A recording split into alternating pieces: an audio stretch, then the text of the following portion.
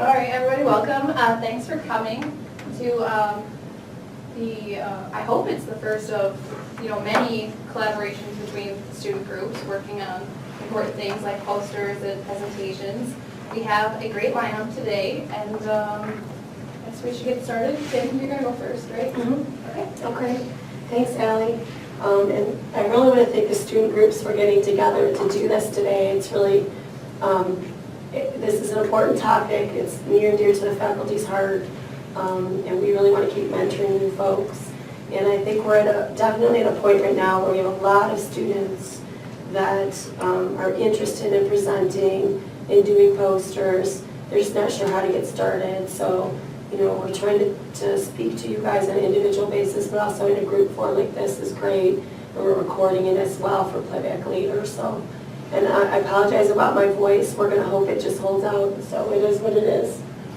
So, in our room here, for those of you that are physically here, we have some research posters done by students and also some that were given to us by at the NDSA colloquium, which our students do every year for other universities too.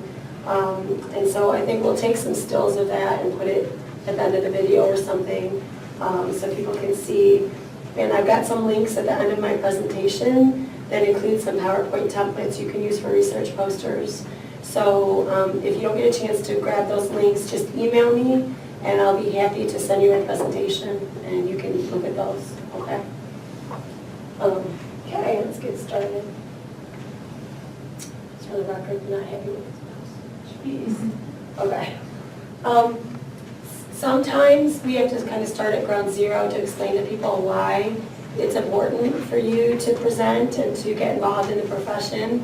If I put my career advising hat on, the people who have resumes or CVs that are involved with the student groups that are presenting professionally get jobs quicker. I mean, there's no other way to put it. The bottom line is you're in school to get a job. You're here to learn as much as you can. Part of that is synthesizing what you learn in the classroom. Part of that is presenting what your brain can do professionally. So it really shortcuts job hunting. So for the most short, for the most brief reason I can give you, it's worth money to you in the long run. The more people that know you, the easier it is to get hired. So those things are really important. And again, it doesn't mean you have to talk to every single person that walks in a professional association meeting. You don't have to be the most outgoing person, but you have to be able to express what's going on in your brain because a potential employer is not psychic. So the professional posters show a professional commitment to our discipline. And several people, when they're first getting started, partner with other people just because it seems intimidating so they can work together, and I think that's good advice. And presenting is the same thing, and I will tell you my biggest frustration in teaching, by far, is that I see phenomenal papers come past me every semester, and I beg the students to present this idea, get it written up and submitted, or do it in a research poster, and it almost never happens. And that's a real disservice to you. So showing this extra effort with maybe material already putting together is really good for you. And there's no reason I should be the only one reading this good work. You should really be letting people know. And sometimes I see really great innovative ideas come past in the classroom. And I have actually put people on NAG. Where I'll nag them like every 2 weeks. Have you submitted that yet? Do you want help with that? Do you want to talk? You can talk to a faculty member, anything, and still I don't get anywhere. So the fact you guys are participating and are here today, I'm really happy about. The other thing is sometimes you might have an idea as a graduate student, and as you go through your degree, it starts to get more and more developed. And so writing down your nugget of an idea, starting a first paper, and then thinking about how you would look at that concept 2 years later is very different. So it's just a natural progression for you, and it could provide a niche for you in job hunting or in your career. It could be something that you study that nobody else studies. Obviously, it enhances your resume or your CV. There's more for you to include. And it really does differentiate you from job hunting. So it really does help you to say, hey, I'm making this commitment, and I've gone this far with it. So it's really important.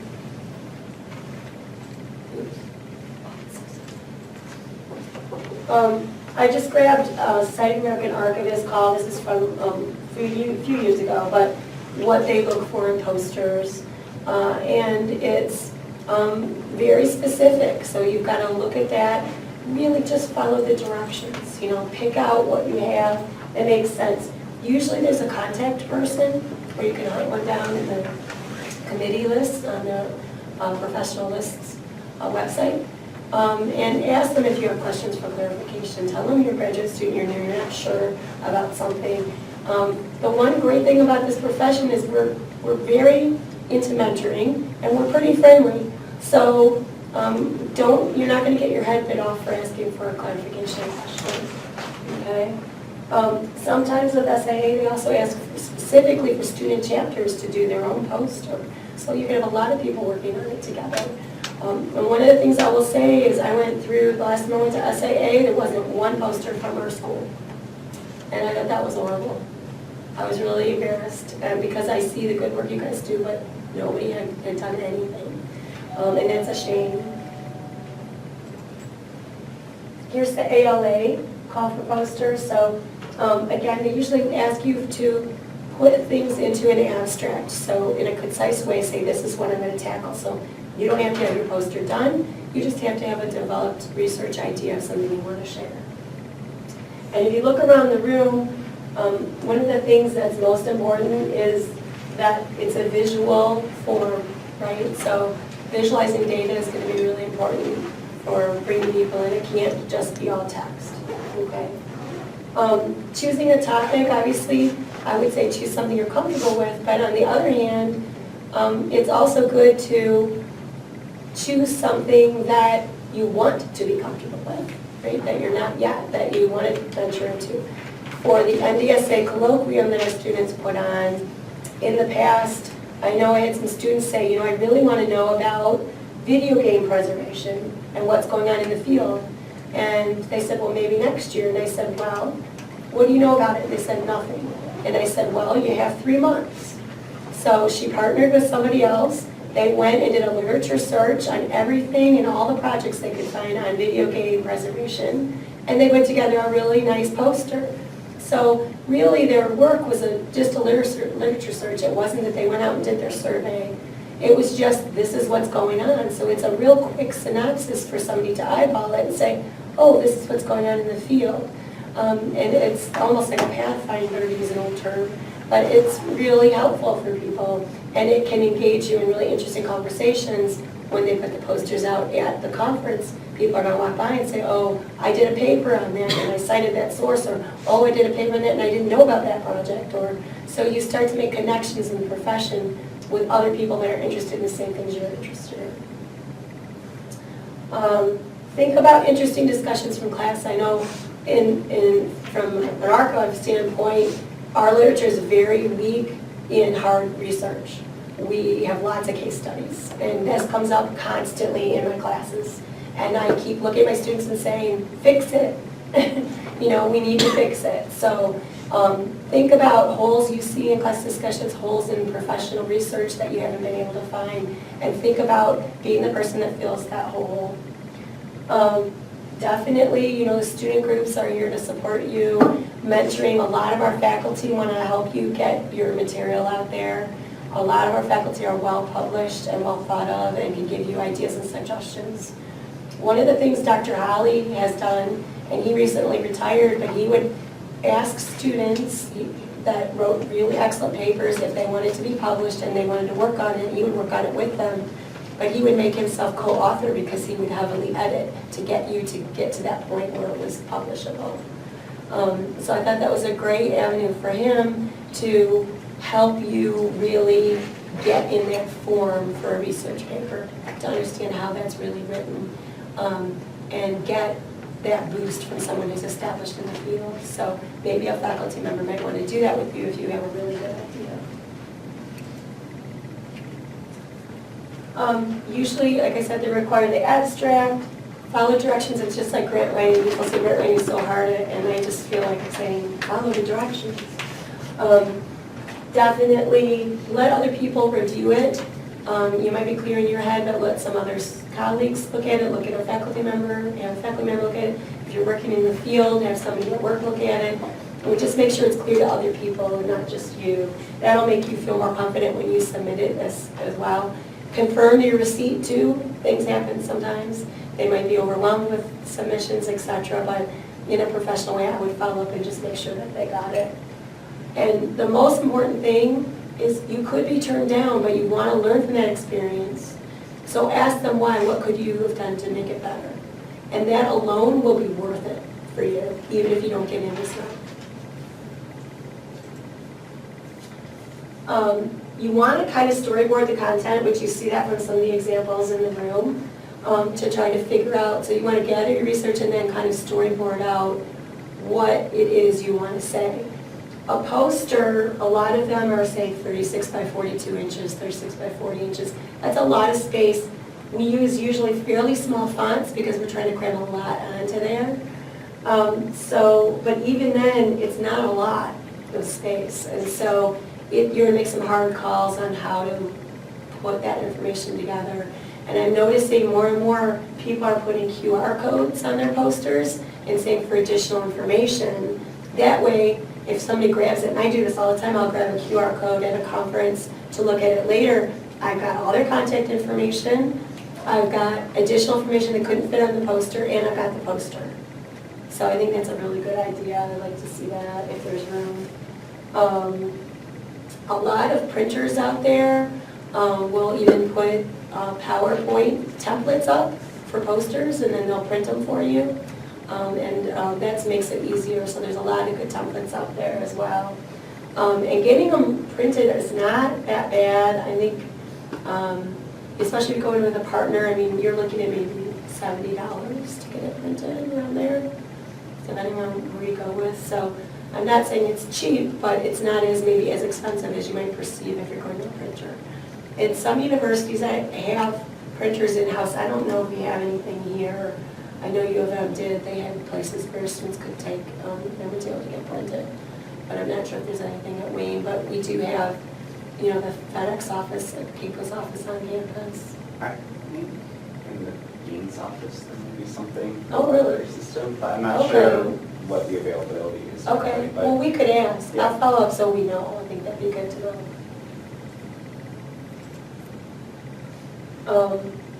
Couple just lessons learned type things. Make sure when they give you the dimensions, and if they haven't, ask them. I've been to some conferences where they say whatever you want, they don't care.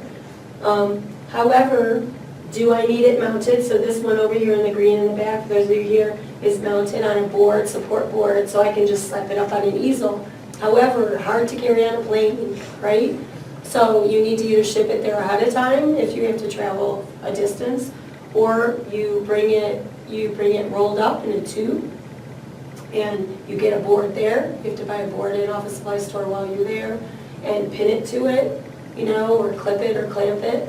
So make sure you know, because I've been some places that didn't tell you to mount it, and I came with a rolled up, tube, and then I had to kind of figure out what to do to get it on an easel. Sometimes they put them on walls, and so they do different things. So make sure you understand how to present it, because you don't want it to look unprofessional or get all battered during the conference, right?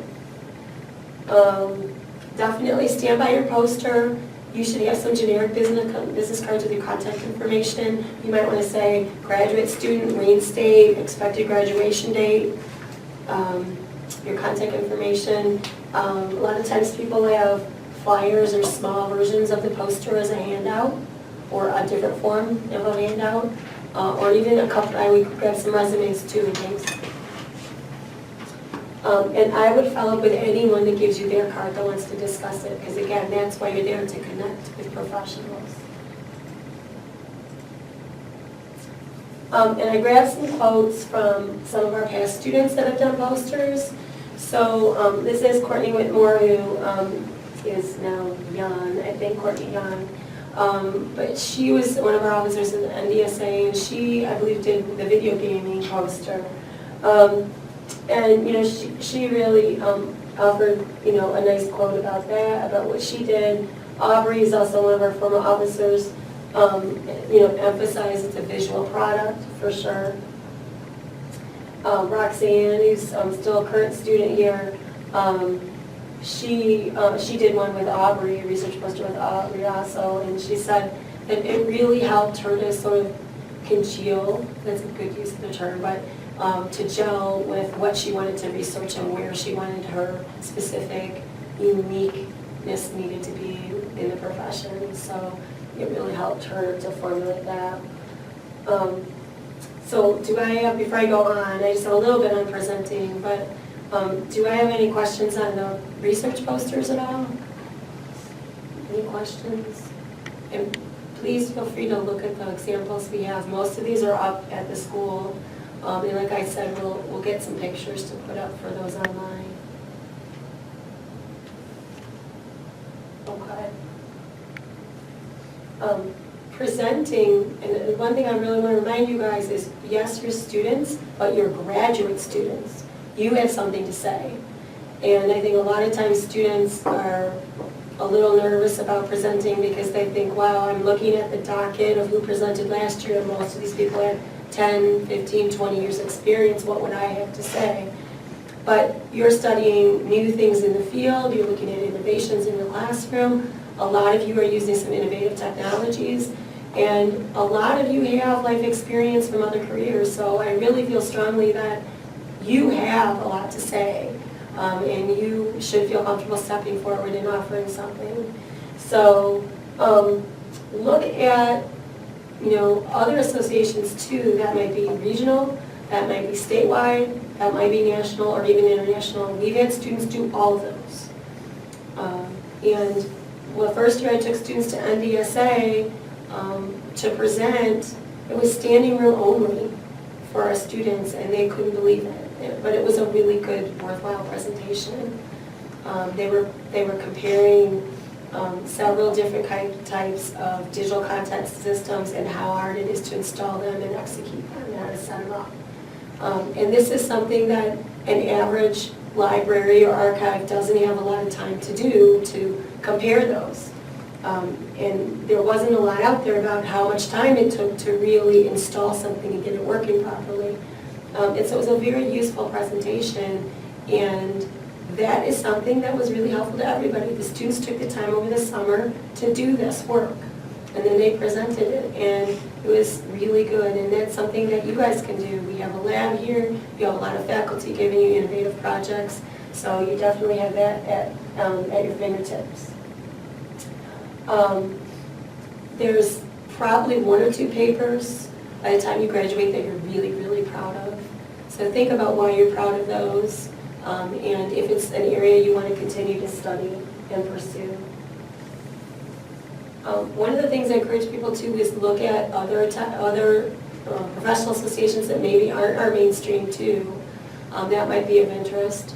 Or if you got something you're interested in that's from another profession, a past profession that's allied. One of the best conferences I went to, for me, where I am right now professionally, was I went to an experiential education conference last year. And it was really helpful in thinking about all these hands-on projects I do for students and how to formalize them a little better. So, you know, I was surprised they accepted me, to be honest, because it wasn't the mainstream type of presentation that I was talking about. But it was a really good conference because I had people looking at what I'm doing from another perspective, and it really helped me. So think about that as well. Of course, again, develop the abstract, have a lot of people look at it. Make sure you're in contact with editors if you're writing, with the contact that puts the call for papers out, and let them know that you're flexible because you really want to be involved. And that's really helpful. I would say develop an outline in PowerPoint because it creates a certain structure for you as you're going forward. Even if you don't end up using that, I mean, there's lots of other tools you could use, but make sure you kind of work that out. I've had some students come to me and they have a Word file, and it's just kind of, like a bullet point list, and maybe that's fine to start, but you really want to develop something. And I will tell you, don't learn by my example, because this is really a text-heavy PowerPoint. But it is helpful if you have a lot more visuals in there, and you're including a lot of that because we're visual animals. So it's important if you can present data visually, if you can have shots of, content that you're working with, screenshots, etc. And I would say practice, and everybody's going to be different about how much practice is enough. You can over-practice and make yourself all nervous all over again. So you want to practice just to a point where you still can present it fresh, but you feel comfortable, where you're not having to look at your notes constantly, and it's kind of second nature. That way, when you're looking at all those faces looking at you, you don't feel additional stress that you're going to forget things, and that you can calmly answer their questions. One of the things I will tell you is once you start presenting, your nerves go right out the door, you're fine. Once you start talking, after you get past the first line, you're fine, because then you just get in your professional groove where you know your data, and you know more than you realize from whatever you've studied. So you're fine from there on. So practice in front of some others that you know will be honest with you about how it goes, so you can improve, and then you can go in the day off. And honestly, I just tell people too, a couple things. Make sure you have your suit or whatever you're going to wear ready, and you've tried it on and it still fits and there's no holes anywhere, or in my case, dog hair. But just, make sure your clothes are ready, or you have a backup, whatever, so you don't have to panic in the morning. I mean, just take like simple things out of the way, out of the equation, before you get ready to present. Can I add something? Yeah, absolutely. So she said don't over-practice, and one of my first presentations as a PhD student, I practiced the whole week before, and by the time I got up in front of my peers, I was so nervous that I ended up basically freezing for about 10 seconds as soon as I walked up, and really just freaked out and read my notes, and it was the worst presentation I've ever given, but I learned from that. I mean, if you over-practice, you'll make yourself extremely nervous. It's really important to practice, but don't. Yeah. One thing I learned early on is don't try to memorize a script. Yeah. Because that's ridiculous. You're setting much yourself. pressure. You're setting yourself up for failure. Mm-hmm. Just memorize. A good advice I would say is memorize one sentence per slide, just to get you started. And then, like Kim says, that your knowledge will just take over, Yeah. and you'll start rolling. Yeah, yeah. And I think the most important thing is really that we really are a friendly audience. The one thing we have in common, no matter what kind of information management field you're in, is that we all are intellectually curious. So everybody is there excited to learn something. So it's really not a highly critical field as far as that goes, that you're going to be more critical of yourself than most of anybody else from your audience. So if you go in with that, I think it helps a lot. One more second. Yeah. And if there is a jerk in the audience, everyone else knows. So Yeah. don't feel like Yeah, that's true. they're attacking you. Yeah. Everyone will know because they're They've used to done going this to conferences. before, yeah. Yeah, and so if someone stands up and really is giving you a hard time, Mhm. just say, I'll think about that. Let me look into that. I'll get Right. back to you. Maybe we Yeah. can share contact information or Yeah. something like that. Don't take it personal. Yeah. Because everybody else will know, like, oh my Yeah. God, I can't believe that person just It's did not that. that common though. No, it's but not it's common. a good way to deal with it. I Yeah, think. yeah. Mhm. Yeah. One thing too, several professional associations on the national level, and most of the regional ones as well, do surveys, they do surveys of the audience of, how helpful was the presentation and things. Make sure you get those results so you can get constructive feedback. And it might make you feel fantastic. It might make you feel okay, but it also might help you to learn something about doing even a better job next time. And then I've got 2 pages of resources on posters and presenting as well. So if you're interested in that presentation, just let me know. So that's it for me.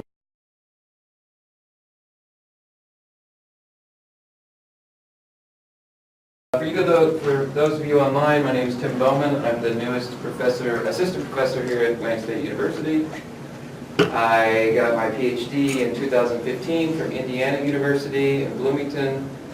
I've done a postdoc in Montreal, Canada, and then another postdoc in Turku, Finland, which was quite an experience. So I've presented all over the world to many different kinds of audiences. And just as Kim said, everywhere I've gone, most people are there to just support you. And that's something that you need to remember, especially as students. We know as faculty and researchers that you're a student. You'll introduce yourself and say, you know, I'm a master's student, I'm a PhD student, what have you.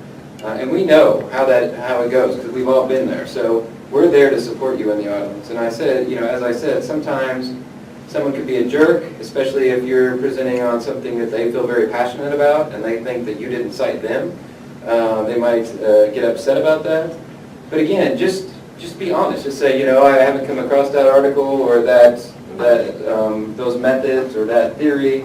Let me look at it, and maybe we can share contact information and just go on from there. And you can often make connections because people will be like, okay, they want to learn about what I do. So then it becomes, you know, they can be a mentor to you in the future. So first of all, I think Kim laid out a really good basis for the logistics of presenting both posters and presentations. I just put together a few slides, and first of all, I would like you to ask yourself why you're there. So why are you at a conference or, you know, giving a poster presentation? You need to, when you're giving a poster or when you're giving a conference presentation, introduce yourself. It allows you to set the table. It sets the tone.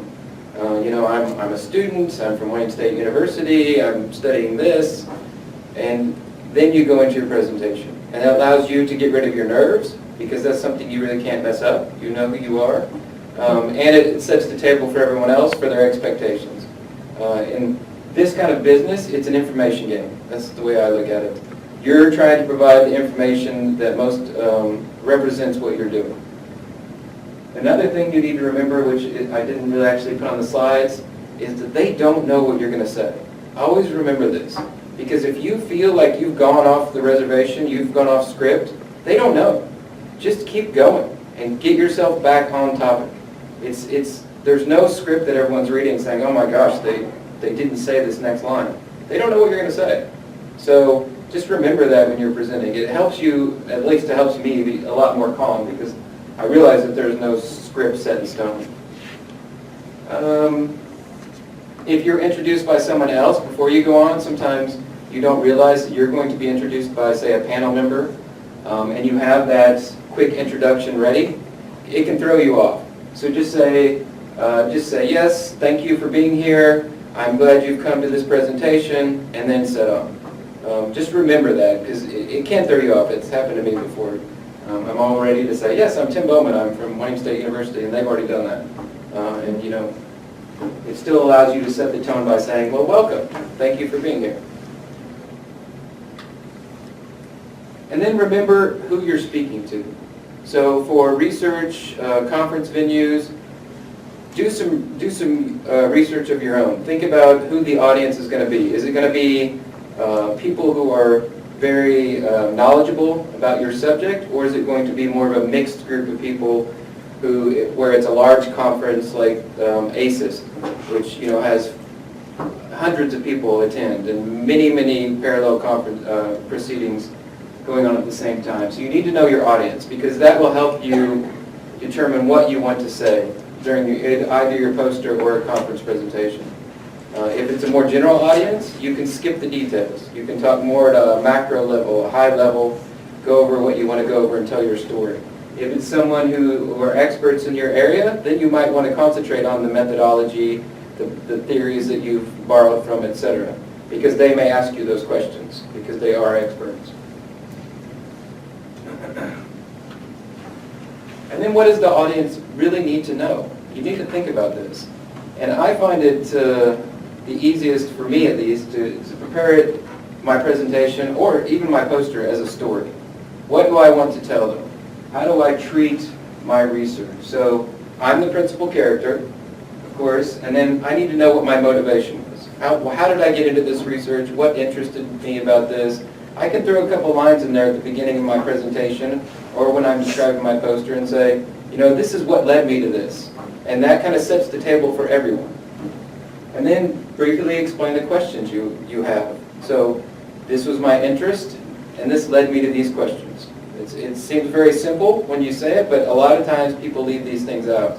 And it makes for a very boring presentation where you start seeing people in the audience when you're up there talking, checking their phone, checking Facebook, etc. And that's disheartening, right? You want people to be engaged. You want people to nod at you and smile, etc.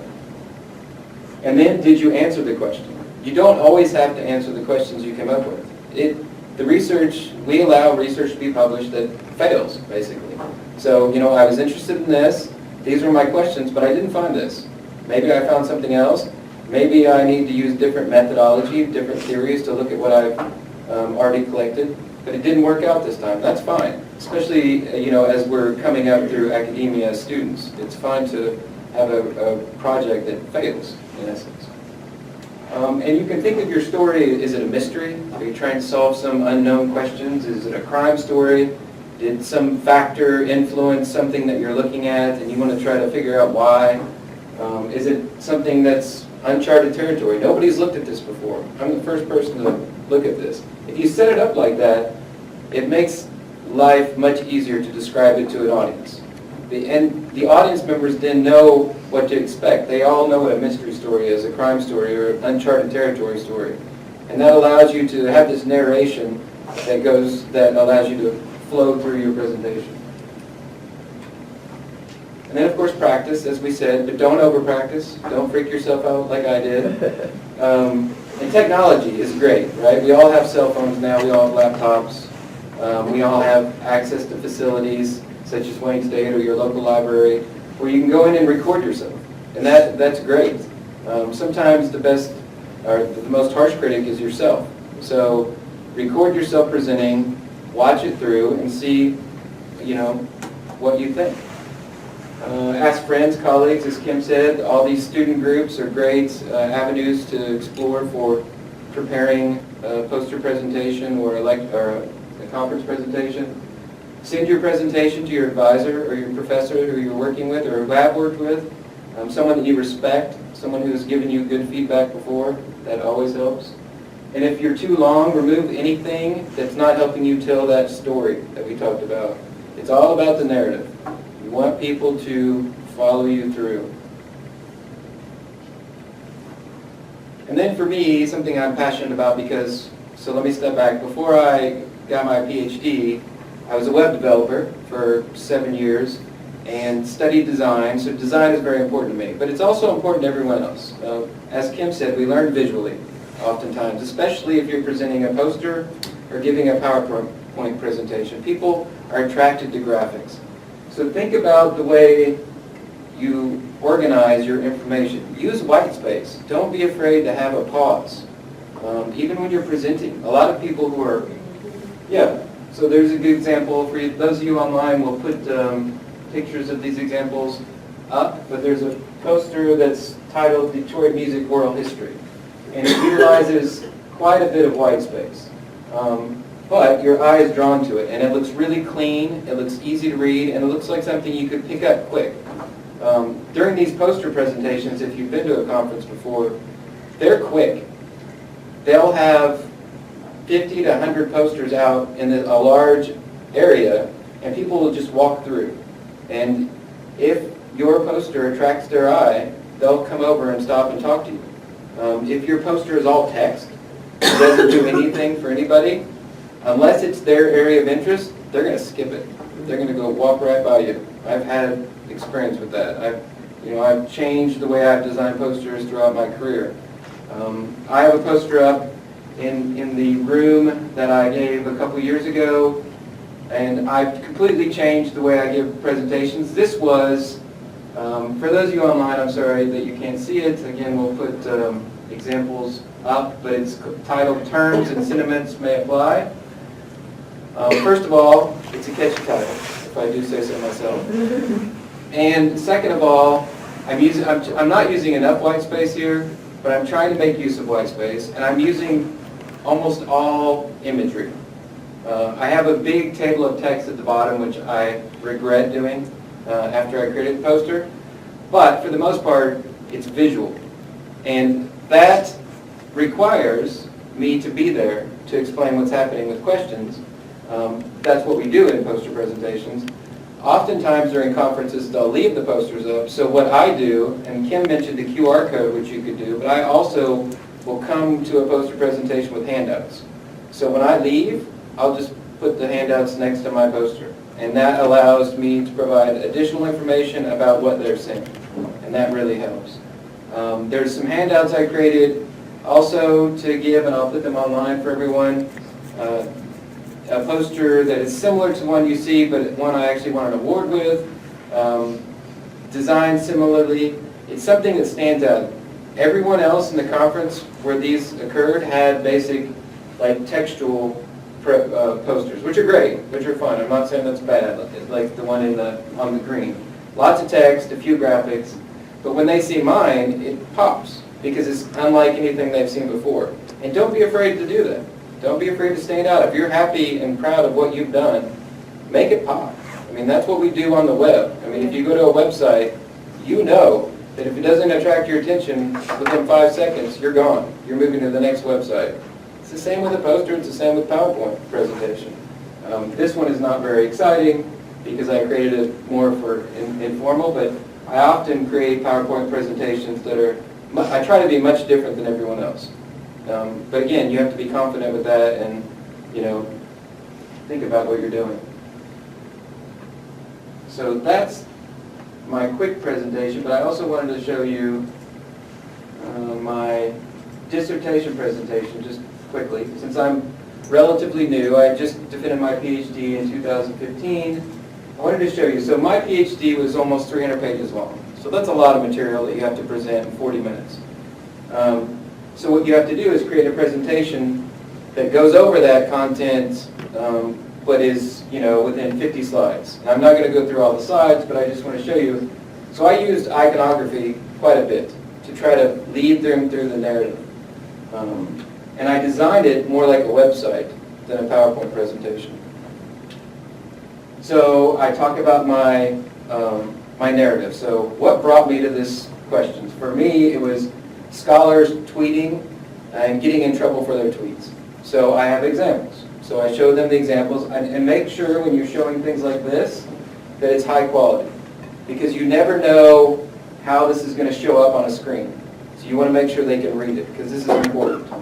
And I'll keep this up there if you actually want to look at the presentation, but I'm just going to go quick.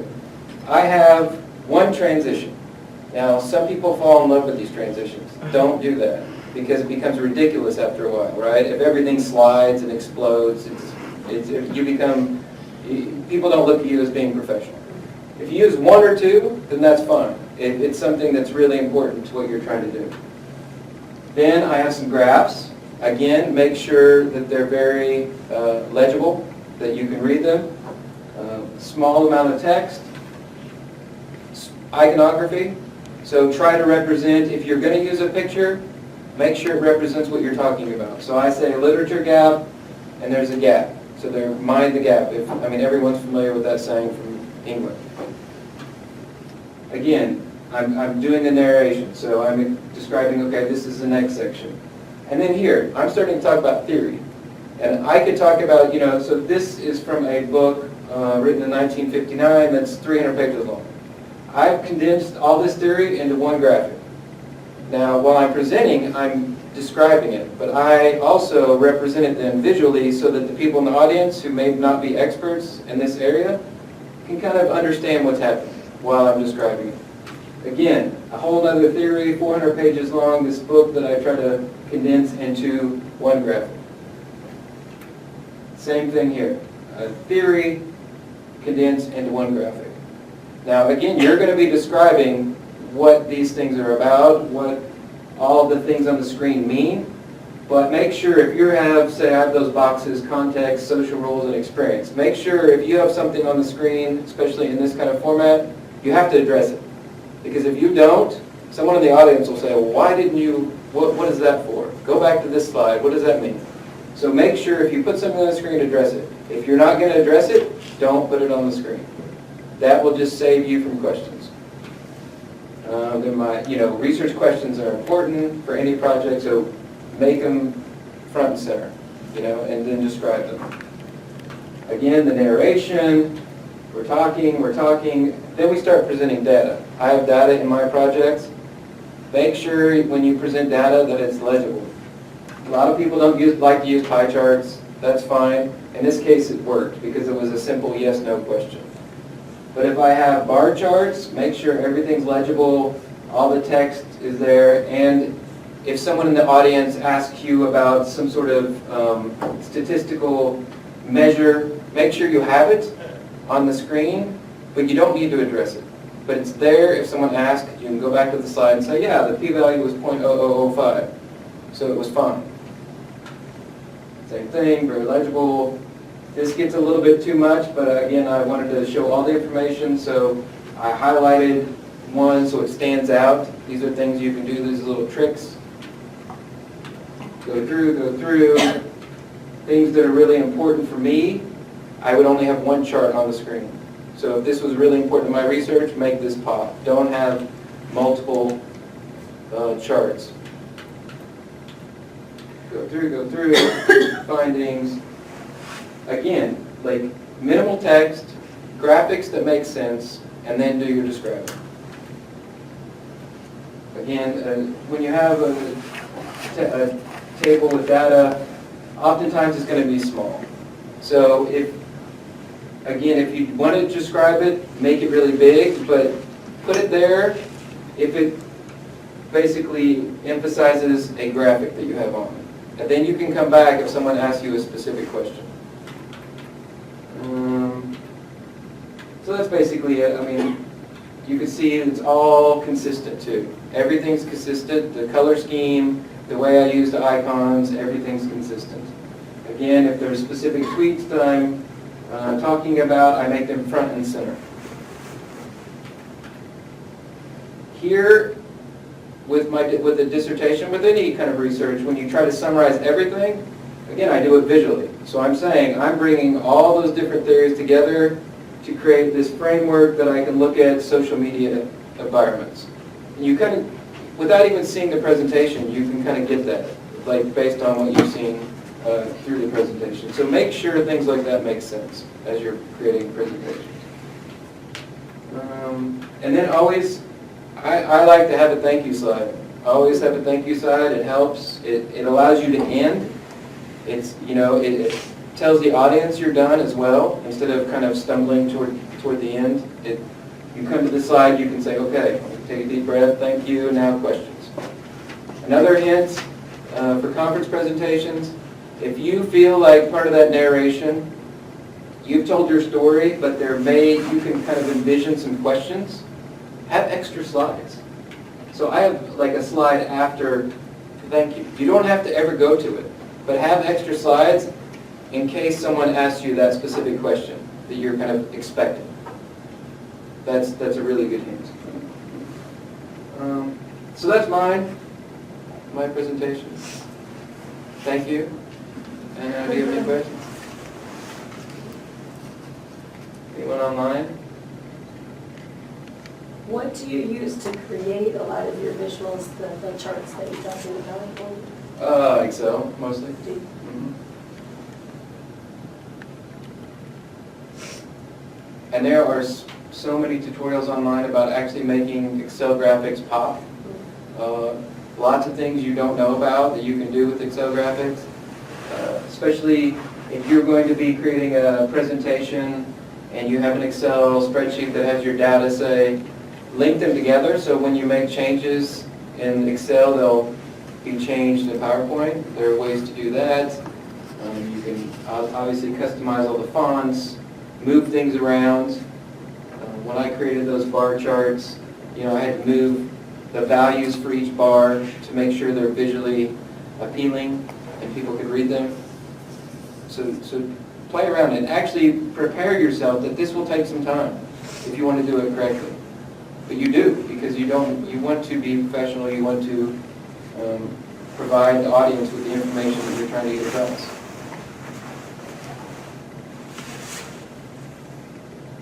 Any other questions? All right, thanks.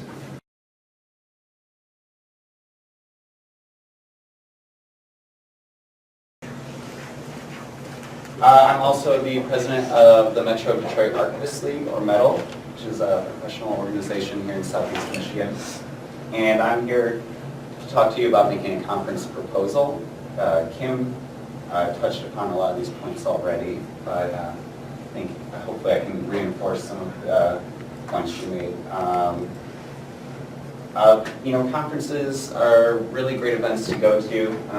I think all of you know that already, but you can build your resume, and even if you're not presenting, you can learn so much. You can do a lot of networking.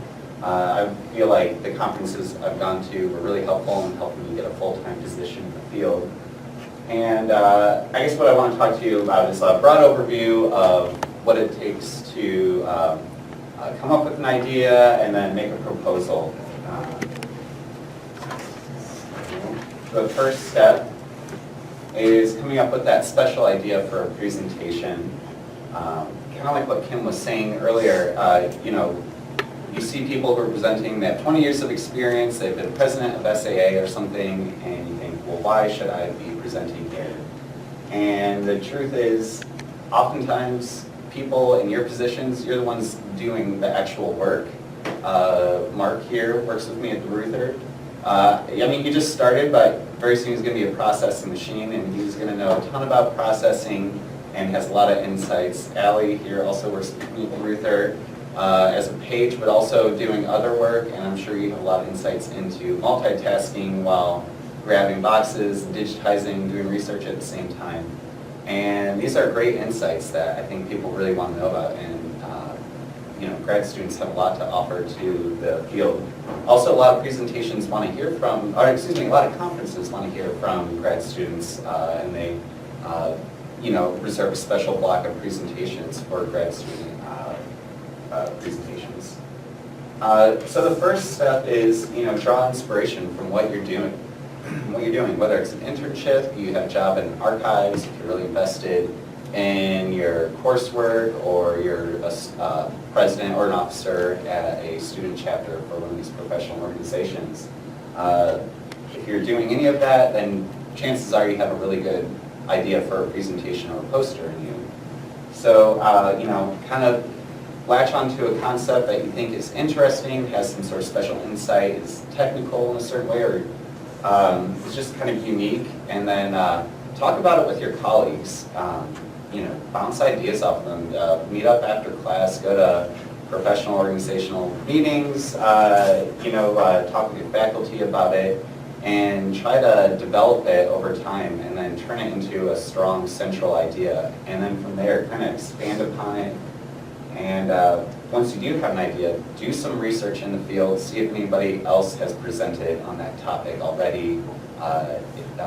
It'd be kind of embarrassing if you did a presentation that somebody has done the same exact thing on.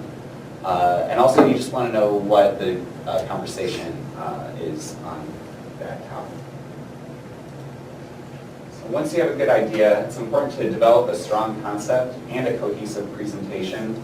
So you got to ask yourself, is this idea best presented as a poster, as a lightning talk, a full presentation, or even something else? And then, like what Kim was saying, look at the different conferences. Look beyond just the marquee ones like SAA or ALA. Regional conferences are great because, and Rebecca can talk to this more, like things like Michigan Archival Association. It's easier to get your proposal accepted. It's cheaper. The networking is better because if you're trying to get a job in Michigan, these are the people you want to be talking to and you want to be seen by. And also the bigger conferences, there's just so many people there, they kind of get lost in the shuffle sometimes. Also look beyond things. If you're in archives, look beyond just archives. If you're in the field of libraries, look beyond that. Look into local history conferences, digital humanities conferences. get creative, because even though it's not your field exactly, what you have to say may be a really great fit for what they want to talk about. And then also, stay up on listservs in the area and try to be aware of mini conferences and small types of presentations that may be happening here or in Ann Arbor or anywhere in Southeast Michigan, because those could be really great opportunities to present at. And I will get into this later, but there is an upcoming one late March. You may already know about it. The Mid-Michigan Digital Practitioners Meeting is happening here on campus. And I'll go into that more later, but that's a great opportunity. It's kind of a 2-day conference that will, I think, people here may have some great ideas to present. And the other thing is, if you are presenting, as opposed to doing a poster, you may have to put together a session of 2 to 4 topics and 2 to 4 different presentations at once. And that sounds kind of intimidating to get a group of different people and presentations together, but if you talk around in your professional circles, your classmates, your coworkers, you may find out that they have a topic they want to talk on that's similar, and then you can reach out to somebody else, and all of a sudden you have a session. Also, a lot of the big conferences like SAA, MAA, they have Google Docs where you can list your topic. You can say, I'm looking for 2 more presentations to form a session on archive space or something like that. Or you can see if anybody else needs somebody, and you can kind of latch on to their session. So in this instance, even if the person is well ahead in their career than you, still reach out to them, and don't be afraid to talk to strangers or people that, if you've read their works in class, they want to hear from you, and it's a great opportunity to kind of collaborate with people who have a lot of insight into the field. Finally, the big thing is make a convincing proposal if you want to get accepted. People who've been on selection committees, they are looking at dozens, sometimes hundreds of proposals. If you write something that is unreadable, they are not going to give the consideration that your ideas deserve. And so also you want to make something that's really interesting. So if there's a theme for that conference, try to tailor your proposal to engage those themes. I know SAA, this year their theme is alike, different, and it's talking about how there's a lot of diversity in the field, so we're doing things very similar, but also we're fundamentally different. And so if you can kind of arrange your talk so that it lines up with that, I think that selection committee looks upon that really favorably. And this may sound really basic and like just basic language arts skills, but try to make your thing very readable. When it comes to the word count, less is more. So if you can say something in 15 words, say it in 15 instead of 30. Use exciting active verbs. Don't use passive voice. And if you have a paragraph, make sure the main point is at the front, and then every sentence in that paragraph reinforces the main point. I know that sounds kind of basic, but you'd be surprised by how many people write things that are unreadable in our field. And finally, once you've got an idea, you've gotten everybody together, and you've made a great proposal, all you have to do is wait, and it can be really anxious. But even if they don't accept it, like what Kim was saying, it's still a really valuable experience. Even if you get feedback, and every time you do it, it gets a little bit easier. So I really encourage you to make some proposals and submit to some of the conferences that are happening this year. And then just some advice I have for you, and also some professional opportunities. I think when it comes to making a proposal, having a strong professional network is really important. Like I said, I'm the president of MEDAL, and it's a professional organization here in Southeast Michigan. It's free to join. We have meetings about every month, and they're very casual, and we meet at a restaurant or bar, and we chew the fat. You see people who work in the field, and you build these personal connections. And there have been multiple times when we're just talking around, talking about archival issues, and we realize we have some really good insights, and then all of a sudden, we have a great idea for a presentation. And this is often how presentations and sessions come together, are these personal connections. So, go to professional organizations, go to their meetings like Metal. Also, go out for drinks or for dinner with your colleagues after class. It's just really important to have a strong circle of friends or acquaintances in the field. Also, pay attention to deadlines because they can sneak up on you fast, and a proposal can be a lot more work than you realize when you're trying to do it well. But sometimes things come together at the last second, and an idea occurs to you, a week before the deadline, and you cobble it together, and it's still worth getting in.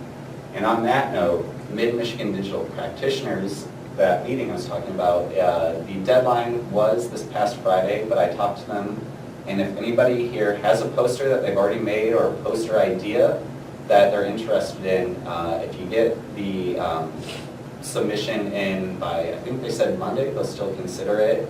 And it's a great conference. Let me just read to you what MMDP is. It's a regional collective of librarians, archivists, museum curators, conservators, historians, scholars, and more engaged in creating and curating digital collections in Mid-Michigan and the surrounding region. And I presented at the last meeting. It's a really friendly audience, but also people who, you learn a lot about what different repositories and libraries are doing, and it's really educational, and you kind of learn what software you should be learning about, and they really want to have more student posters, so I think if anybody from Wayne State submitted, there's a good chance it would be accepted, and also it's free.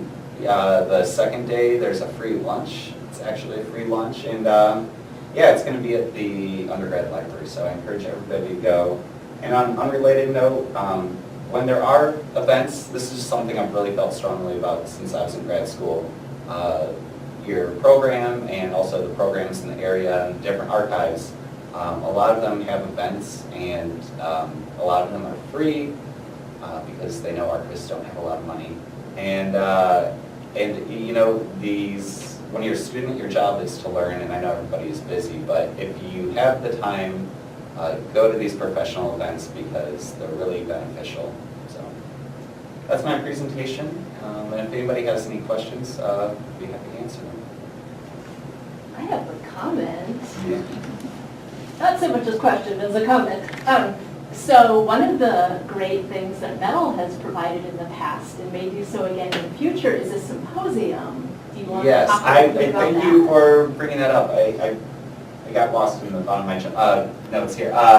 Before a lot of the major conferences like the MAA conference, SAA, we often have pre-conference symposiums. So if you do have a poster, you do have a presentation, it's a great opportunity to I guess kind of do a dress rehearsal, get some valuable feedback.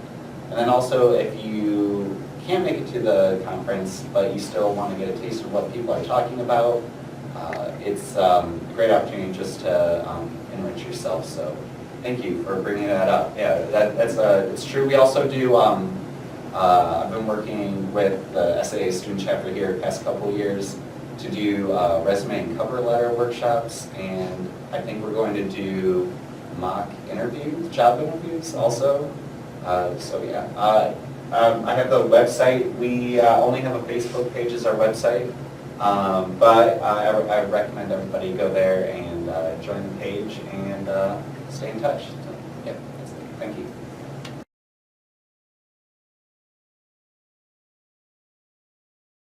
So I am Rebecca Bizonet, and I am I'm so glad to be here. Thank you for inviting me.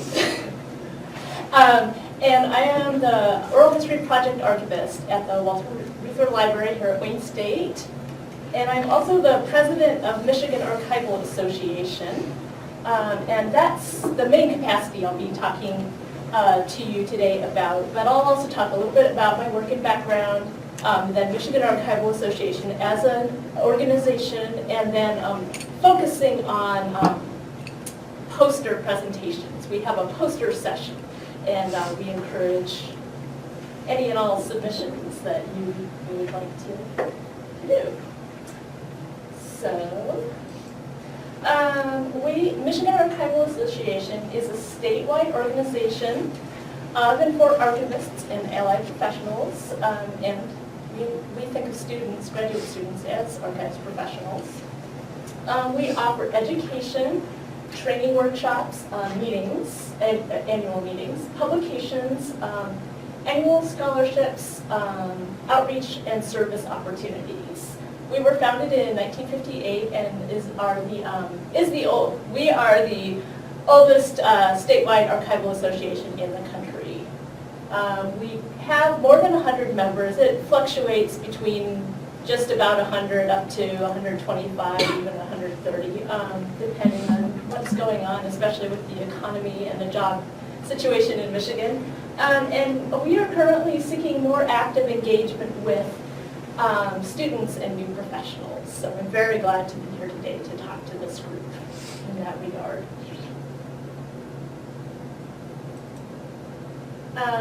Some of the things we offer, what we do, we offer an annual meeting, which consists of a professional conference and our annual association business meeting, and that takes place every year in June, usually about mid-June. It's a 2-day conference. We offer a fall workshop as well, and that's taken various forms over the years. And currently, for the last 2 years, what we have done is partnered with the Mid-Michigan Digital Practitioners, which Gavin mentioned, and we co-sponsor their workshop and meetup. So it's sort of a win-win because they get a little extra money, they don't charge admission for it, and we get a nice, structured, valuable workshop experience for our members out of it.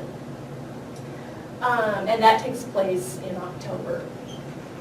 We have publications, the main one being our biannual newsletter, Open Entry, which is published in the fall and the winter, spring.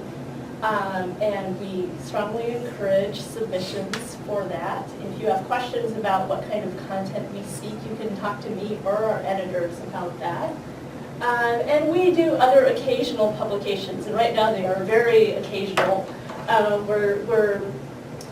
We've talked about, batted around the idea of compiling some resources of both World War I collections and Civil War collections. And I'd like to think of something else we could come up with as an occasional publication so we're not just focused on war. But those are some things we've got in the works right now. And we also publish a membership directory. We offer some scholarships, grants, and awards. Our Marilyn McNitt Memorial Student Scholarship is offered to a student each year to attend our annual meeting. It provides annual meeting registration, accommodation, and travel costs. And the application for that will be coming up later this spring. So if you it will be announced on our website and through our listserv, but also check your student listserv for information about that. We try to distribute that information broadly and to the relevant groups. We have had a fall workshop grant, but since we've been changing our structure a little bit and partnering with MMDP on their fall workshop, we have not offered the grant because admission is free. And we also participate with the Historical Society of Michigan in offering an award, which we sponsor, for best entry in the use of primary sources for Michigan History Day, which takes place every spring. And we offer an award to each of the 3 categories: primary school, middle school, and high school entrants who have used primary sources in their presentations or their research. And outreach and service, and we're trying to build more outreach and service into our program.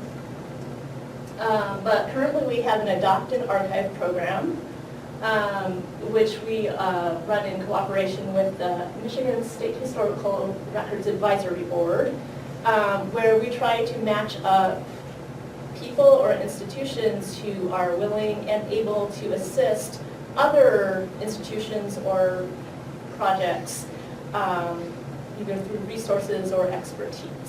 So that more information about that is available on our website. And I have to apologize, I'm kind of a case study in a presentation don't. I use this snazzy preformed template that was on my PowerPoint, and it didn't translate to this computer, but fortunately it's still legible.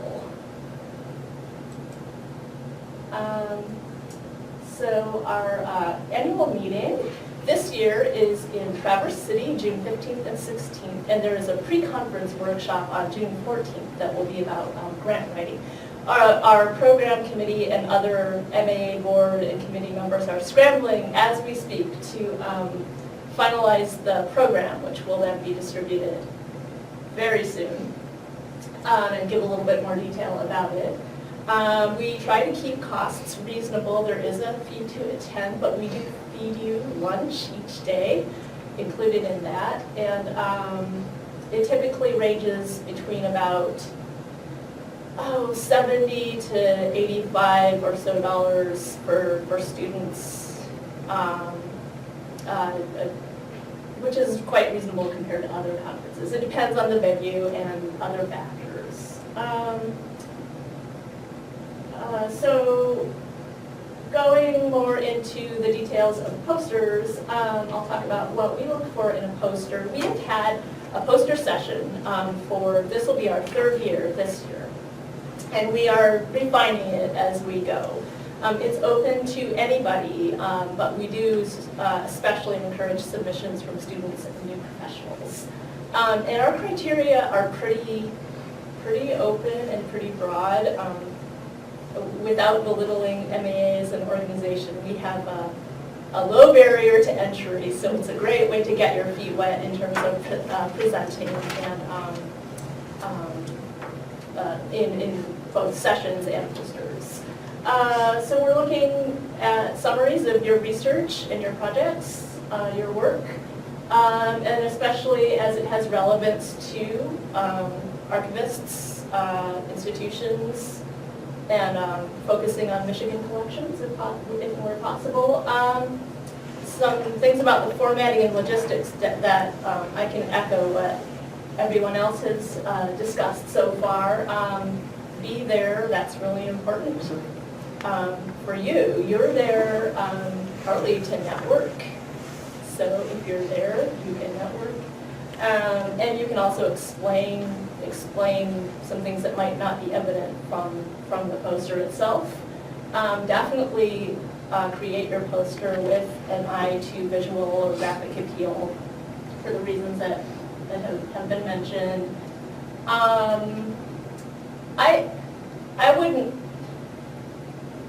this may not be necessary to say now in 2017, but we have had some posters where people did posters the old-fashioned way where they like glued stuff to a foam core board, but most of them now are like printed things that you roll up and can bring.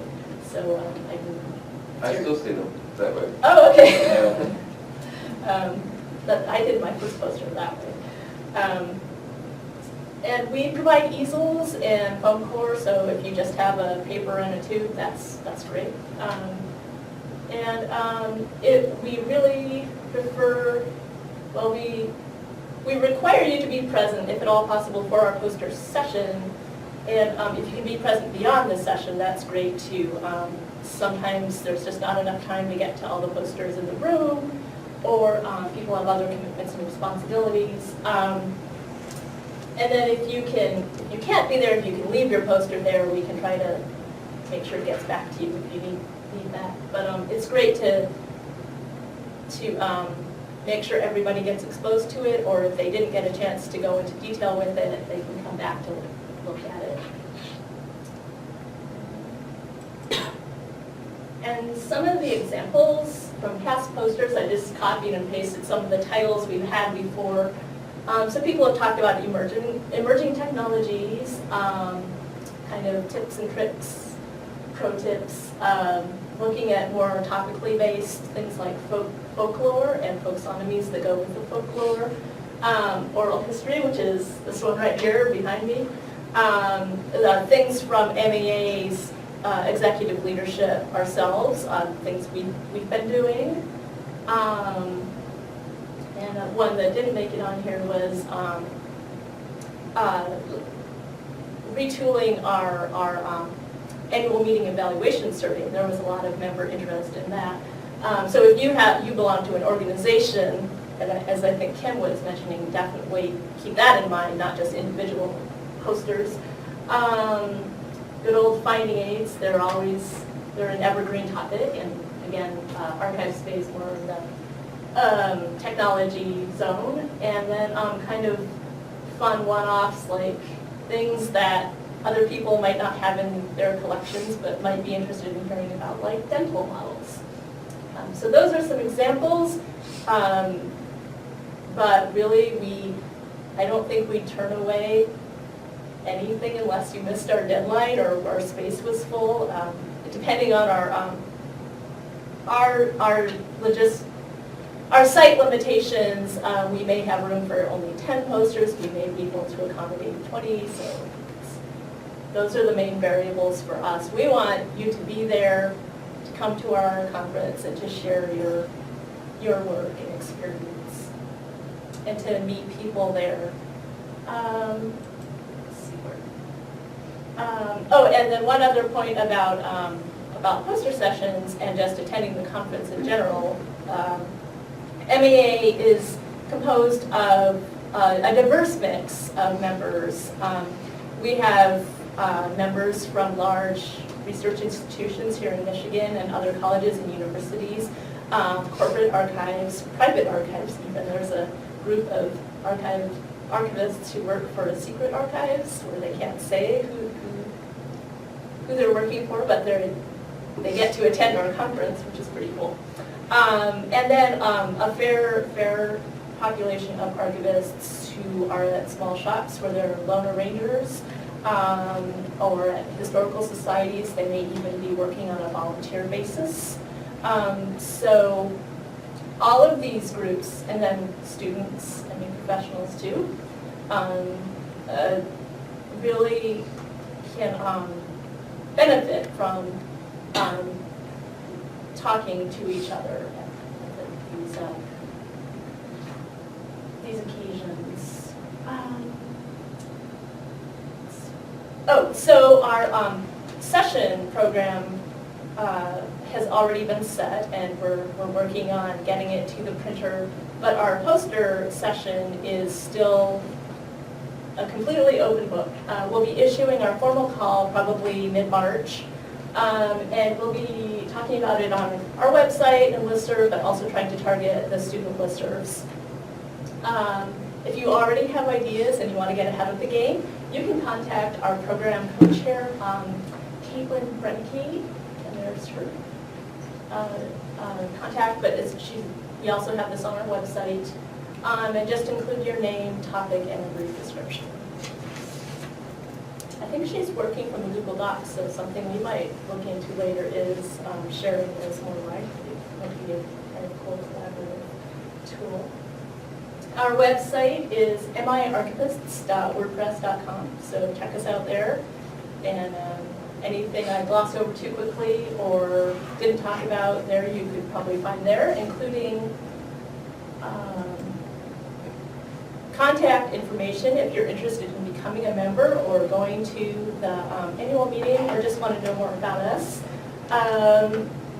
Our website, again, is miarchivists.wordpress.com. You can email our group email, miarchivists@gmail.com, or contact me personally if you want to just find out a little more one-on-one, Bizonet@gmail.com. We have a listserv, and sign-up instructions are clunky, but they're on our website, and it's not as hard to do as it looks. We have our open entry newsletter. You can email our editors, and that's their general email, openentry.editors@gmail.com. We have a Facebook. We haven't named it yet, so just search for Michigan Archival Association. We don't have a Twitter account yet. We're talking about that.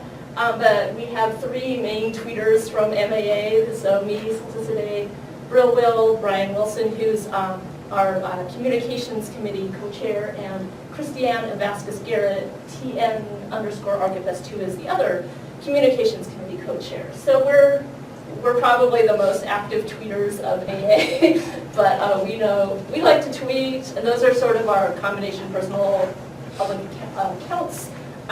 So we're trying to see if we can engage more people who aren't aware of or aren't involved in MAA that way as well. So we would really like to hear from you and receive your poster proposals if you have them. And we would like to see you at Traverse City in 2017. Oh, and I should mention too that if you can't make it to Traverse City, we at MAA try our best to rotate around the state. So we try to make sure we return often to Southeast Michigan because we know there's a lot of professional concentration there with having Wayne State and U of M close by, as well as other repositories. So for example, last year we were in East Lansing.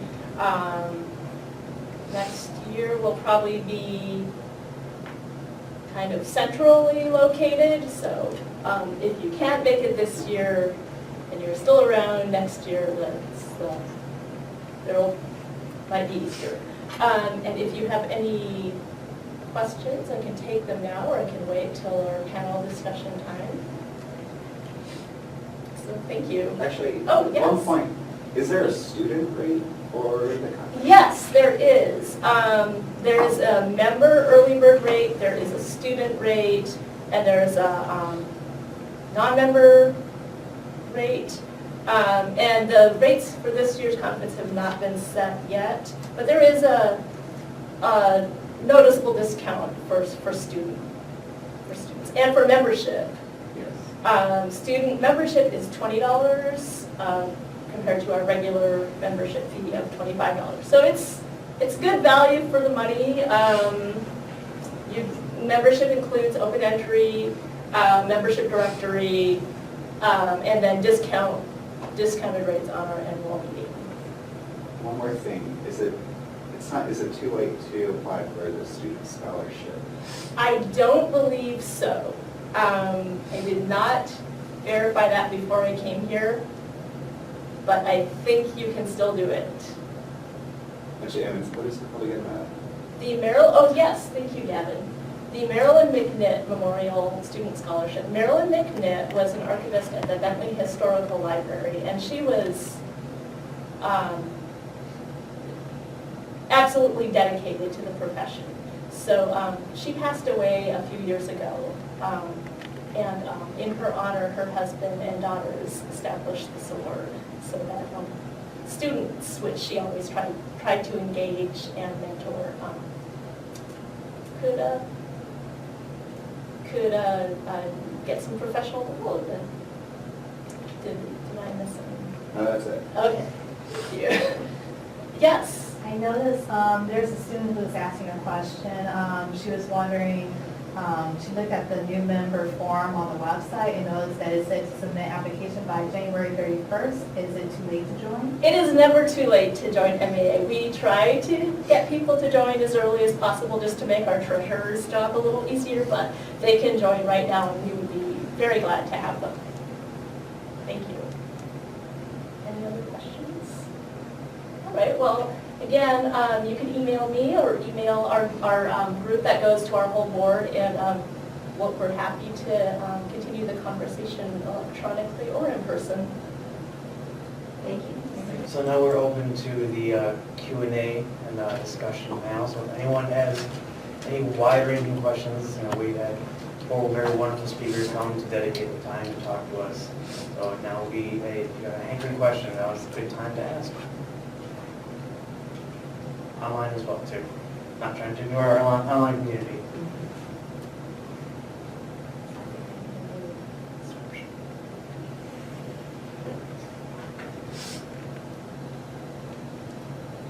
I wrote one while Sarah's typing. Where do you start when you make a poster? Like, how do you determine what to include as far as your research goes, and then what not to include? Because obviously you're trying to condense this big idea into a certain amount of space, but how do you decide what you should include, what you shouldn't include, and what do you leave to discussion with people who come and stop by? I would say the questions are the most important thing, right? So your research questions have led the research. So whatever specifically answers those questions in the most descriptive way, throw it on the poster. Everything else, you can talk about methods, theory, you could just have a conversation about those things. But if, say, you're using some sort of theory or ideas that haven't been used in this way, then you might want to throw up maybe a little quote or, reference that in some way. That's my experience. Sometimes if somebody has an abstract, just like a short chunk of text, I know you don't want to make it too wordy, but something that just distills, the essence of the project or whatever it is into a short, like a blurb or something like that. I found that useful, but. Yeah, and you can use that as a guide, right? So you have that abstract that you've written typically to submit, and so you've already condensed everything you've done, so then break it apart and put it in chunks on your poster.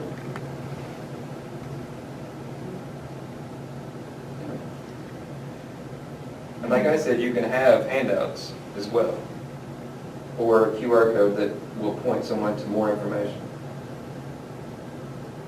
I know I'm definitely drawn to visually or graphically interesting posters when I'm, like you said, when I'm skating the room.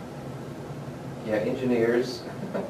I mean, I don't want to pick on engineers, if anybody has friends who are engineers, but their posters are just all text. Because they deal with such technical things, they want to describe exactly what they're dealing with. And you'll see a poster, and all it is text that's about 10-point font. And you have to get really close to read it, and it's just not appealing. It's almost intimidating to go and visit with them, because you're like, are you going to try to explain all this text to me?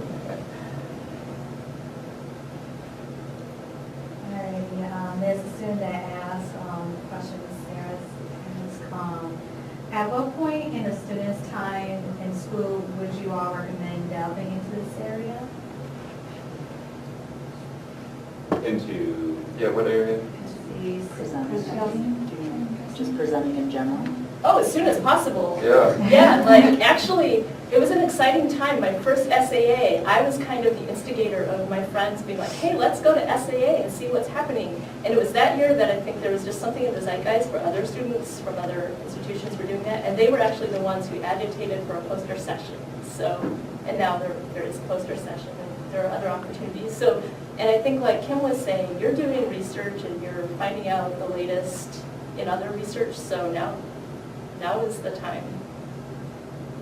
Yeah, and there are often, it's usually cheaper for students to attend a conference. They often give priority to student posters, and you may not realize it, but you kind of have this, I don't want to say privileged status, but it's a special status that you lose when you graduate. So, take advantage of it while you can. I agree with that wholeheartedly. Get the free meals, get the networking, get all you can about your student, because it all goes away. Sarah, does this answer your question? Yeah, it feels too soon. That's often I was that way as a student as well. I mean, even when I did my master's degree before I went back to do my PhD, I was intimidated. I didn't think I knew, what needed to be known to go to a conference, but I think if you talk to your faculty and if they tell you it's good enough, then trust them. I mean, as new faculty, our job is to kind of help students, succeed, right? And if we see quality work, we'll let you know, because we get excited about it. It gives us ideas. It shows that hopefully we've taught you the things that allowed you to come up with these new ideas. So if we tell you that it's good and that you should go to a conference, then do it. And if we haven't said anything and you have this great idea, then ask us. It's simple.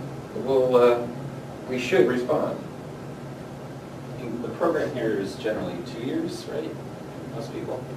So, when you think about it, the conference cycle usually happens in the spring and summer. And so you got that kind of block of time in between your first year and your second year, and you really want to take advantage of that after your first year, because by the time you'll feel ready after you've graduated, also you're not a student, and you lose the privileges that come with that. And your new job may not support you to go to conferences, and so it'll have to be out of pocket. So then, you have to think those things as well.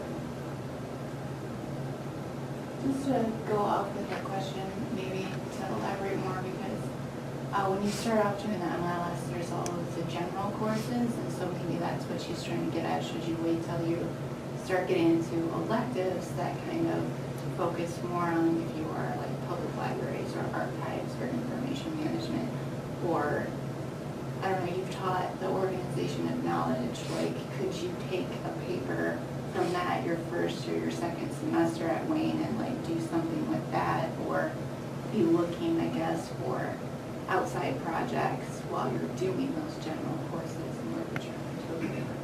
Well, I think one of the great things about Wayne State is that students have such different experiences. So, I've known so many students already, and I've only been here, a semester and a half, that have worked in the library field for 5 or 10 years, and or volunteered or work in a field that's related, that they see how they can adapt or adopt what we've taught them into their field. So I think based on your experience, of course, if you're completely new to library and information science, and if you've not done anything yet, and you're just getting into it, then wait.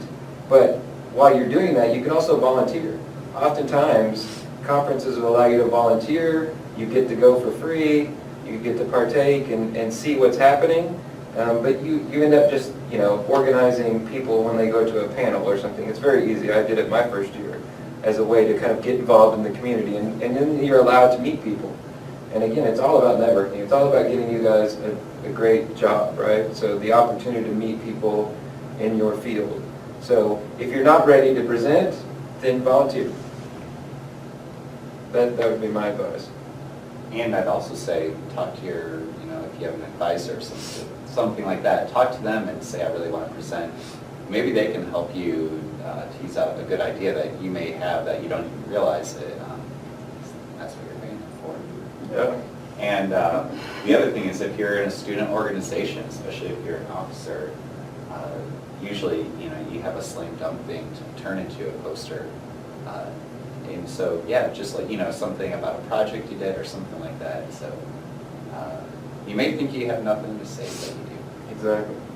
I think riffing off of what Tim said about diverse backgrounds and experiences, something in your undergraduate, or if you've had come from another master's program, those studies may inform something you begin to study, or would complement something you're studying here. So if you've written a paper about some more kind of outside topic, but it dovetails with information studies, that would be a very interesting topic for a poster or presentation. I did a paper in my Intro to Archives class, and it turned into a poster. It was based more on like material culture and women's issues, but then archives too. Yeah, and fields like, you mentioned digital humanities. It's completely open. So you can utilize your backgrounds in all these different fields and areas and combine them with some LIS principles and create something new, which is exciting, which is why digital humanities, people get excited about it. I have a question. Greg, in your presentation, you talked about knowing the setting you're going to be in when it comes to your poster or presentation. Right. Was that what we both said? I was going to say, on one of the slides it said lightning talk, and I was like, what is it? I see what you're saying. Yeah, a lightning talk is, I don't know how recent of a development it is, but I think it must have come from, what it is essentially they're short talks, roughly 5 minutes, usually less than 10, and you'll have a series of them, so you'll have, instead of a session just being 3 speakers, you'll have 7 or something like that. And they're short talks, so if you have like an idea that you think is good, but you feel nervous about turning it into a 15 or 20-minute talk, a lightning talk may be a suitable style for conveying that idea. And they're fun. Yeah, Yeah, sometimes though, It's a lot of information. it's a lot of information, and sometimes I think people have an idea that should be talked about for 15 minutes, Mm. and they're conveying it in 5, and I'm like, I want to know more. So you really just have to ask, like, try to figure out if this is the right format. But I did one recently for MMDP, and it worked out really nicely. The storytelling aspects and the whetting your appetite for more to strong moments of that. Yeah, some people try to cram in the whole paper. I have a question. Do you, when you have a topic, do you choose what conference to send it to based on your topic, or based on, or do you, I guess I'm trying to decide, do you pick your topic first or your conference first and then write to the conference? Do you know what I mean? Oh, well, it just depends. But if you're starting, and I would say, if you have the topic already, which typically, you're interested in something, then find a good venue. Yeah, so then figure out where to go with it. Oh. As you move, like if you're going to be, say, an academic librarian and you're expected to publish in addition to your work, then you may need to start looking at the bigger conferences and write toward them to try to get more exposure. But I say, when you're beginning and you have a good idea, figure out just where to put it. And, yeah. So you can always, if you look at the conference announcement and they have a theme and it speaks to you or what you've done, you can always go by that too. Like, it's usually, you get the idea and then you find a conference to present to that. Right. And be prepared for change, because I've been to conferences, so like I had a poster at a conference, and the last minute there were so many posters, they didn't have enough of the venue to show all the posters, so we were told to basically give lightning talks, and they lined us up in this giant line, and we went on stage and talked for 2 minutes, and it was just like this huge circulation for like 2 hours. And I didn't expect that, and I had to just jump on it and go with it. So things can change, but everybody else is in the same boat, so don't worry about that, right? Because when you're in the line, when I was in the line, we were all joking about it, like, oh my gosh, what are we going to do? What are we going to say? How are we going to get through this? So you felt comfortable, right? So if things change, don't think it's just only you. It's everyone else is dealing with it too, so don't be too nervous. And consider that you may be able to recycle your talk.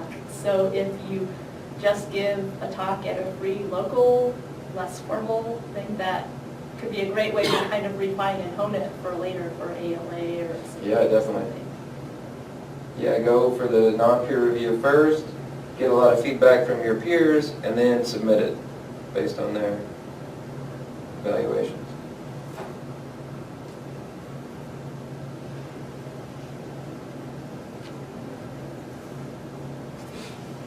Yes. Not to put either Professor Bowman or Gavin on the spot, but for those that may have not been to a poster session, could we do a little role playing? You have 2 minutes to sell your poster to someone that's walking past. Since you both have your posters here. Oh, actually, I don't have a poster. Oh, okay. If not, I that's haven't okay. looked Maybe at we this can- stuff for a long Okay, that's time. okay. But what I would say, okay, so in any poster session I've ever been in, they tell you when to come there, you stand around your posters, everyone else is around their posters, you're kind of chit-chatting, and then, the rest of the conference people start coming in. And they'll start just kind of winding their way through the posters. Depending on the venue, it could be 10 or it could be 200. I mean, it just depends. And then someone will come by, they'll become interested, hopefully based on the appeal of your poster or the topic, and they'll say, tell me about what you've done. And then you start going into your spiel. Again, with a poster presentation, at least the ones I've been to, you don't have a lot of time, because they're trying to get through the posters just as you would be if you were attending a conference. So you need to jump right to the point. Say, this is what I found, this is my question, these are my methods, however you've laid out your project. But get to the point, explain it as concise as you can, and then let them ask more questions. Don't try to cover everything initially. Just jump to it, jump to the bones, and then let them kind of think about it and ask questions. If they're interested, they'll stand around and start talking to you. If they're not, they'll say, oh, thank you, and then they'll just move on. And that's the way it works. Don't take offense. I mean, most people are not going to be interested in exactly what you're doing, but, you know, those who are will come and find you. Thank you. Yeah. I mean, have you the same experience? Yeah, well, you know, I've never actually done a poster at a conference. Okay. I've done presentations, but You've been on the other end looking at posters. yes, and I think people should not be, if you have a poster and you're standing by it and someone's reading it, you know, you want to let them read it, but you shouldn't be afraid to engage them Right. and be friendly. And you don't have to be the friendliest person in the world or the most outgoing person in the world, but, you know, say, oh, I noticed you were looking at this. Something interesting about this section is yada, yada, yada. And, you know, if people are looking at it, they're already interested and they want to hear what you have to say, so you know, just go for it. Yep. It's great networking. Posters are great for networking. You can put them on like a personal website if you have Exactly. a resume type website. Put it on SlideShare. If you use social media to get your information out there, and that allows it something. Then you can, when you apply for jobs, you can actually put that link on your resume and say you can go see my PowerPoint on SlideShare. It's great, you know, things to add to your resume that put you at another level over someone else who hasn't done these things. We have a question for Rebecca. Were you on Jeopardy? Yes, I was. My 15 minutes of fame. Really? Yeah. And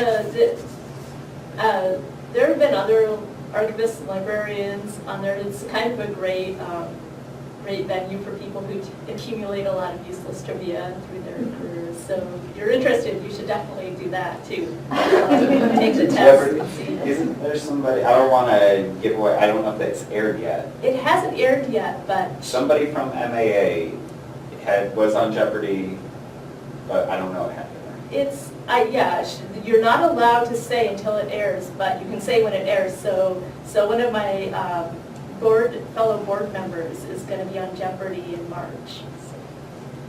If you want to make a good pub trivia team, archivists. Yeah, it sounds like, wow. Honestly, I went to a place that would give you cash money for pub trivia with my fellow grad students, and they were all archivists. We would make some serious money.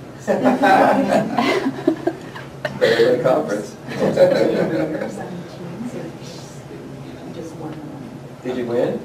You were. I did not win, but I did get the final Jeopardy question right, and I was the only one. Good job. So that's fine. My English minor paid off. Ah, there you go. It was a fun experience. Just being Was Alex Trebek a jerk? I've always heard he's a jerk.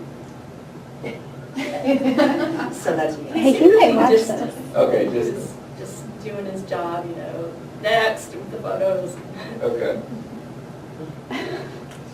They don't give you rice roni anymore, but you do get a cash prize even for being a member. Oh. Thank you, Sarah.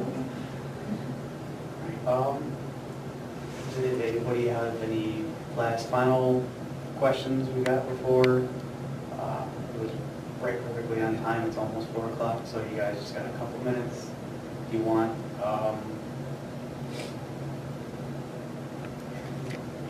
Actually, I had a question for you. Sometimes I see posters where someone tries to do something that's humorous, I guess, or includes a meme or something like that. And sometimes it's funny and it draws people in. Other times, I don't know what is up with their sense of humor. And what are your thoughts on trying to, do something kind of casual to make it more relatable?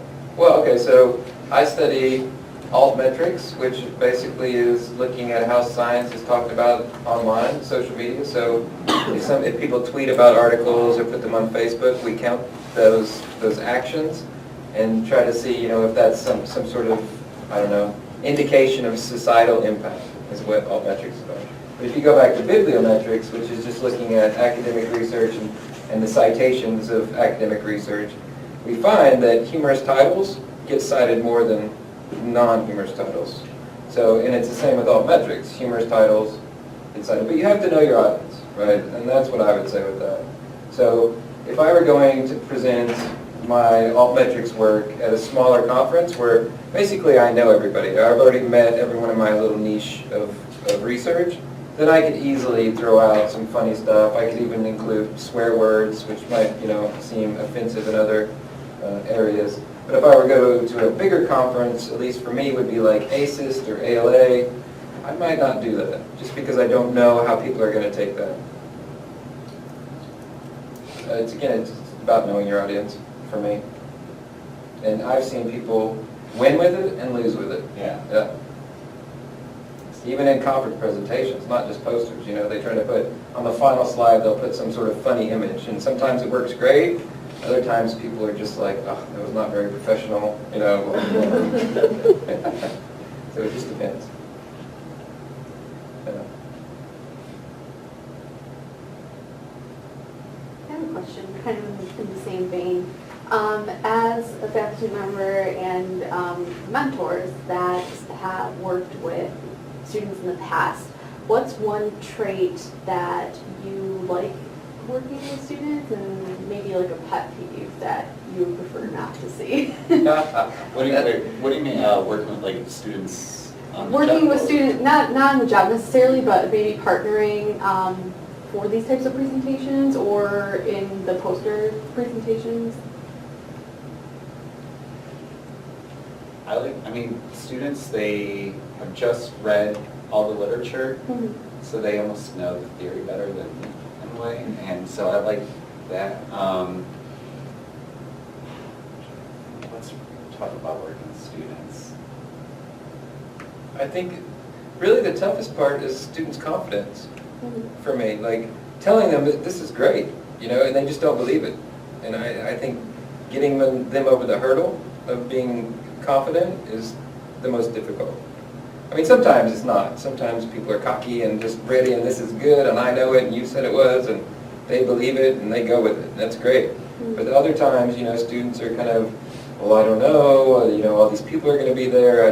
I don't know what I'm talking about, even if I tell them over and over that they do. And I was like that as a student often, You just start, doubting yourself, doubting what you've read and doubting how you've interpreted it and those kind of things. And just getting over that and listening to your mentors is important in this game. Thanks. Yeah. I would concur with both of those. And I really like the energy and sometimes fresh perspectives Yes. that students bring as well. Especially in LIS, students come from such different backgrounds. You have all this knowledge that I don't have. And we all have to realize that we're not experts in everything, right? Even as faculty members. So I know this small little area and this wide array of knowledge.